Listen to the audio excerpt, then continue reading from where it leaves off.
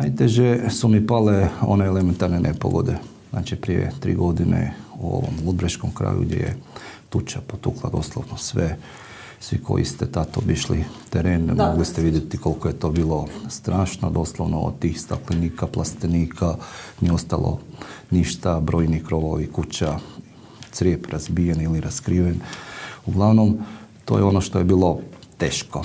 Prije 2 godine smo imali elementarnu nepogodu gdje nas je zadesila ona velika oborina. Za 24 općine i grada sam proglasio elementarnu nepogodu. Tu večer je 10 cesta bilo zatvoreno, od čega 3 državne. 254 vatrogasna vozila su u roku pola sata izašla na teren, skoro 2000 vatrogasaca. Tako da te elementarne nepogode, to je ono što mi je nekako najteže palo. Ili ona prometna nezgoda, najveća u povijesti Varaždinske županije, dolje već od Breznice prema Bisavu, gdje je autobus sa poljskim hodočasnicima sletio sa autoceste. Od 44, 12 ih je na licu mjesta preminulo, ostalih 32 je bilo spašeno.